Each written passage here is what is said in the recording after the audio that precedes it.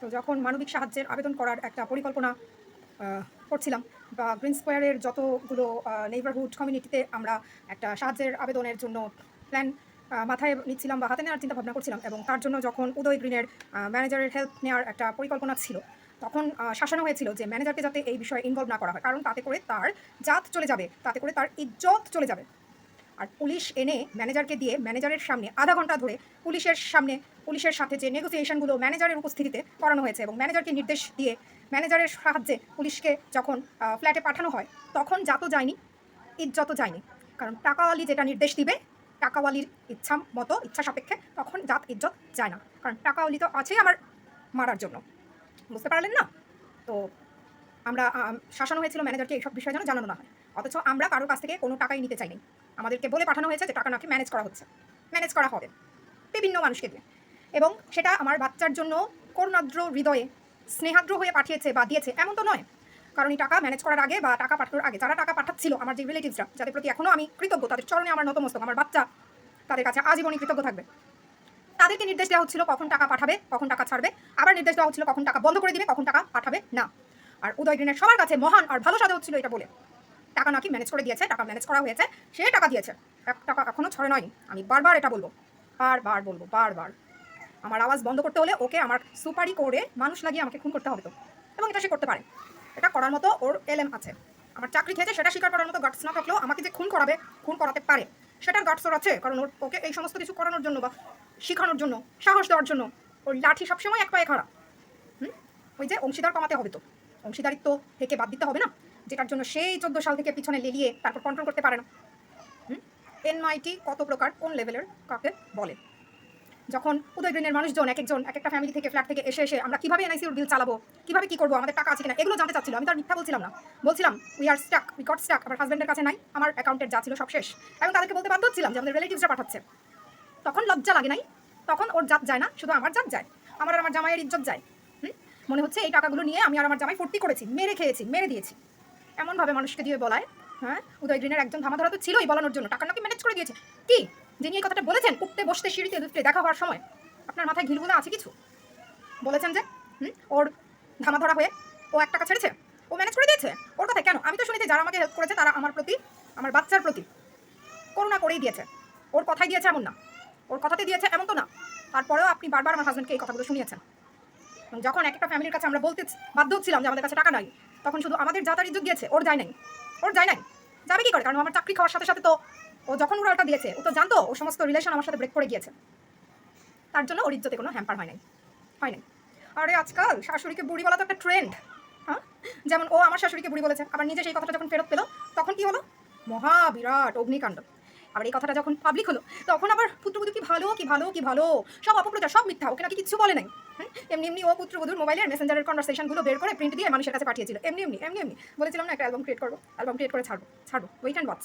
ও, আর তো মানবিক সাহায্যের আবেদন করলে সবাই জেনে যেত যে আমাদের কাছে টাকা নেই। আর এমনিতে বুঝি খুব, ও যখন ঢাকঢোল পিটিয়ে মানুষকে একে তাকে, এই ফ্ল্যাটের সেই ফ্ল্যাটের এক একজনকে দিয়ে বলাচ্ছিল যে ও টাকা ম্যানেজ করেছে, তাদের সাথে যখন সমস্ত কিছু শেয়ার করছিল যে আমাদের কাছে টাকা নাই, ওকে টাকা দিতে হচ্ছে, তখন তখন মানুষটা যায় নাই, তখন মানুষ জানে নাই যে আমার আর আমার হাজব্যান্ডের কাছে টাকা নাই। হ্যাঁ, জানে নাই তখন।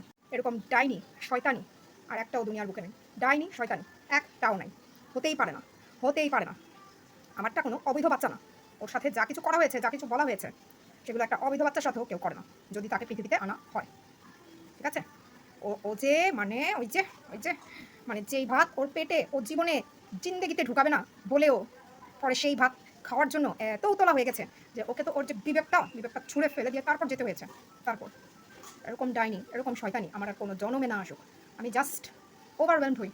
আমি এতদিন বেশ কিছু স্টাডির পর জানতে পারলাম যে একটা সোল যখন পৃথিবীতে আসার চিন্তা করে, সমস্ত রিলিজিয়নেই একটু রিসার্চ বা স্টাডি করলে এটা পাওয়া যাবে যে সোলগুলো অ্যাকচুয়ালি কোন ফ্যামিলিতে কাকে প্যারেন্ট হিসেবে গ্রহণ করবে, সেটা সোল নিজেরা ডিসাইড করে বা চুজ করে, এবং সেটা আসলে যে কার্মিক অ্যাকাউন্টের উপর ডিপেন্ড করে।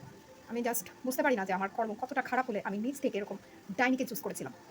মানুষকে বুঝায় ও আমাকে মেনে নিয়েছে, ও আমার সাথে যা খুশি তাই করার অধিকার পেয়ে গেছে। ও যা করবে আমার সব মুখ বুঝে সহ্য করতে হবে, অন্যরা যা করবে ওর কথার উপর ভিত্তিতে আমার সাথে যেরকম ব্যবহার করবে, লাভ দেবে, সব আমার মেনে নিতে হবে। আর ইনডাইরেক্টলি সেটা আমাকে সে বলেও, শাসানিও দেয়। হ্যাঁ, কে বললো আমি যাতে না নিই কানে, মানে আমার কোনো অস্তিত্বই নেই। ওকে তো কেউ মেনে নিতে বলে নাই। কে মেনে নিতে বলছে?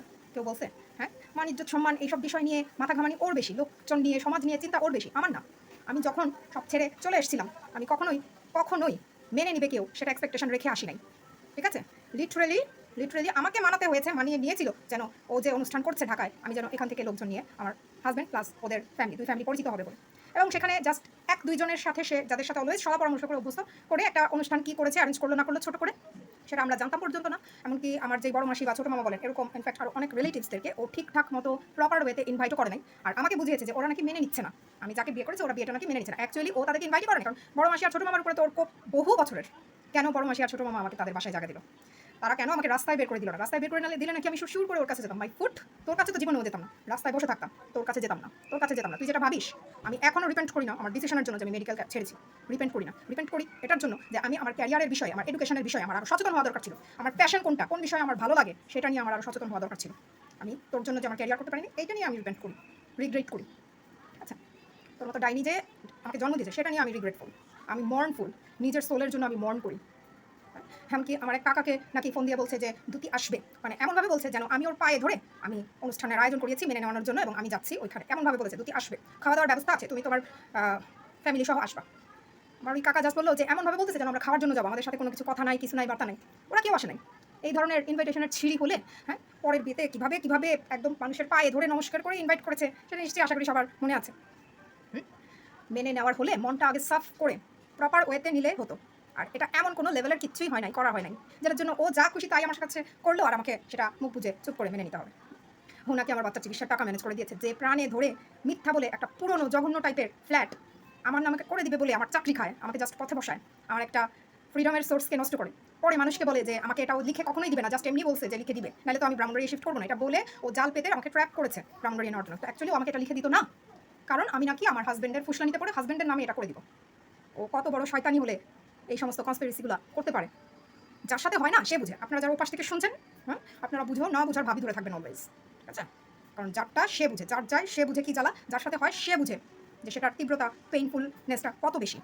সামান্য কিছু দেওয়া যার প্রাণে ধরে এটা করতে পারে না, আমাকে ঘুরায়, আমার সাথে মিথ্যাচার করে, মিথ্যা বলে অলওয়েজ, সে নাকি আমার বাচ্চার জন্য এত টাকা ম্যানেজ করে দিয়েছে। কীরকম নিজের মন থেকে ম্যানেজ করেছে সেটা তো পুলিশি কমপ্লেনে বুঝাই গেছে। আমি নিজের ইচ্ছায় নিজের পছন্দে বিয়ে করে নাকি আমি নাকি ওর কাছে গিয়ে ফিরে গেছি। পুলিশ আমাকে বলছে আমরা তো দেখেছি নিজের ইচ্ছায় বিয়ে করলে কেউ আর মা বাপের কাছে ফিরে না, আপনি ফিরে আসলেন কেন?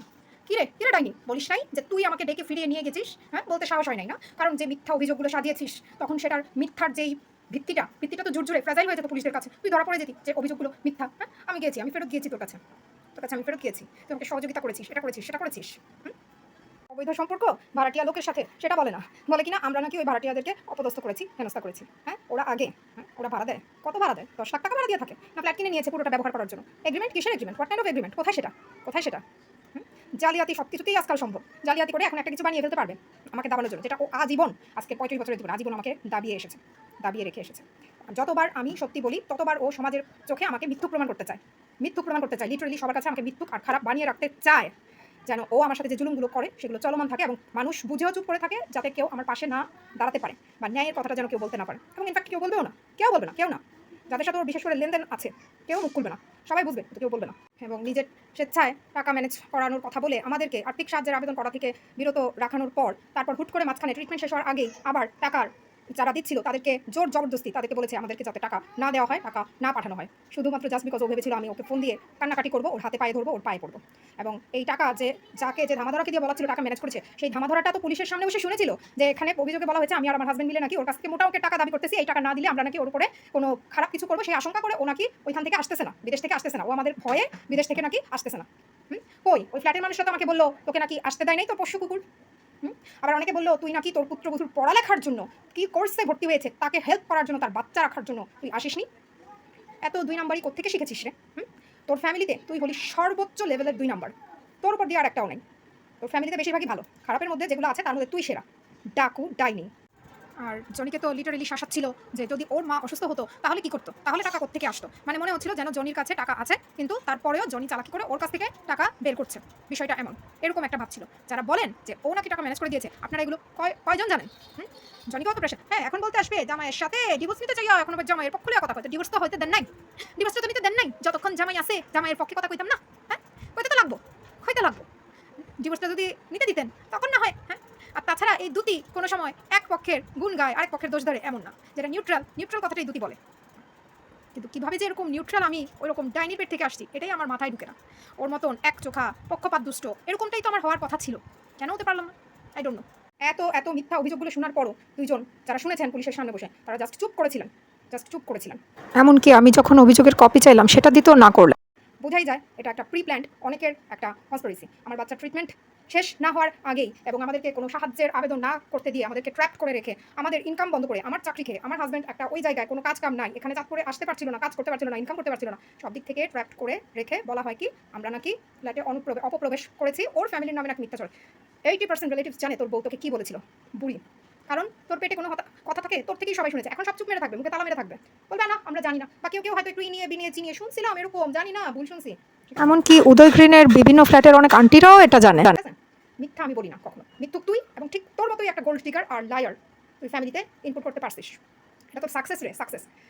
তোর কপাল ভালো, তোর আগের জন্মের কর্মগুলো ভালো, আর আমার কর্মগুলো খারাপ যে তোর পেট থেকে আমার বেরোতে হয়েছে। তুই সাকসেসফুল দেখেই তুই এরকম টাকার বস্তা যে যা খুশি তাই ম্লেচ্ছগিরি করে তুই কামাই করতে পারছিস এবং তোর মতোই একটা জুটাইতেও পারছিস। তোর মতো তোকে ওই যে পিছনে দেখা যাচ্ছে না, হ্যাঁ মুখে এটা মুখে তোকে আমি শেষ করতে পারবো। তোর মতো একজন পাওয়ারফুল টাকাওয়ালি আমাকে ভয় পায়, আমাকে যে কিনা একটা কিচ্ছু বলতে কিচ্ছু নাই, কপরতুক শূন্য, আমাকে ভয় পাস তুই আমাকে, হ্যাঁ? তুই মানুষের কাছে আমাকে খুনি বানাতে চাস, তুই আমার ভয়ে বাংলাদেশে আসতে পারছিস না, তোকে আমি মেরে ফেলবো, তুই এই সমস্ত কমপ্লেন লিখিস, হ্যাঁ? আই এম শিওর আমি যদি এখন আবার এই ঘটনাটার পুরোটার তদন্ত বা ইনভেস্টিগেশন রিস্টার্ট করতে চাই ঢাকাতে, তার আগেই ও পুলিশদেরকে টাকা দিয়ে রেখে দিবে, টাকা দিয়ে ও বহুত কিছু করতেছে, বহুত কিছু করতে পারে। আর যে অ্যালবামটা আমি খুব তাড়াতাড়ি ক্রিয়েট করে সমস্ত ওর যে ইয়াগুলো, ওর কনভারসেশন মেসেঞ্জার, এগুলো আমি আবার দেখাবো সবাইকে, যেটা ভগবান নিজ গুণে আমার চোখের সামনে যেগুলো ও ধামাচাপা রেখে দিতে চেয়েছিল। ওর কত সাহস হলে ওর সব শাসনও আমার উপরে বর্তায়, দুইটাও মানুষ পয়দা করে তারপরে স্বার্থের জন্য একটাও মানুষকে সবার কাছে ভালো সাজাস, ভালো মানুষ বানিয়ে ফেলিস, মানুষ ডাইনি কাহিনী। কারোর কাছ থেকে 1 টাকাও আমরা নিতে চাই না, আবারও বলেছি 1 টাকাও আমরা নিতে চাইনি কারোর কাছ থেকে। যেটা বলা হয় না যে এরকম মিথ্যুক যে আমাকে পথে বসানোর জন্য এত কিছু করতে পারে, সে নাকি আমার বাচ্চার জন্য টাকা দিবে। আমার বাচ্চার চিকিৎসা শেষ করার আগে আমাদেরকে সাহায্যের আবেদন যখন করতে চেয়েছিলাম সেই সমস্ত সুযোগ পথ বন্ধ করে নিজে আমরা যেন কোনো কারো কাছ থেকে টাকা না পাই সেই ব্যবস্থা করার পর আমাকে লেলিয়ে দিয়েছিল যেন আমি সুইসাইডের মতো অ্যাটেম্প্ট নিই। তারপর আবার মানুষকে বলা হয় এটার জন্য নাকি সে পুলিশ খবর দিয়েছে। পুলিশ কয়টা কথা জানে? পুলিশের সাথে সেদিন আমি কথা বলতেই পারি নাই তাদের জন্য। আমি তো ঠিকঠাক কথা বলতেই পারি নাই। হ্যাঁ, আর পুলিশও বলছে নাকি আমি মেডিকেল কমপ্লিট কেন করলাম না, মানে কথা চলে গেছে ওইদিকে। এগুলো এখন কোথেকে আসছিল? আরেকজন বলছে মেডিকেল কমপ্লিট করে বাইরে দিতাম। আরে নিজেদের দিকে একটু তাকান না, আমল নামাটা একটু দেখেন। পরের সংসার, পরের ফ্যামিলিতে নাক গলানো তো বাঙালির বহু আগের স্বভাব, ঠিক আছে? এবং এটা ভাইস ভার্সা। একজন আপনাকে সুযোগ দিয়েছে এটা করার জন্য, আবার আপনিও তাকে সুযোগ দেন, দ্যাটস ওয়াই এগুলো হয়। পরের সংসারে নাক গলানো, পরকে জাজ করা, বিচার করা খুব সোজা। নিজেদের আমল নামাটা দেখেন নিজেরা কতটা হ্যাপি। নিজের দিকে তাকিয়ে দেখিস আয়নায়, ঠিক আছে? ক্ষমতার জোরে, পাওয়ারের জোরে আর অমানুষ হয়ে গেলে মানুষ বহুত কিছু করে, কিন্তু একটা দিনের সারাদিন 24 ঘন্টার একটা সময় নিজের মনের কাছে, বিবেকের কাছে নিজেকে জবাবদিহি করতে হয়। তো তাকিয়ে দেখিস নিজের কদর্য চেহারাটা আর মনটার দিকে, তুই যা করেছিস সবই কি ঠিক ছিল কিনা, ঠিক আছে? আমি তো শুধু সময়ের অপেক্ষা করি, সময়।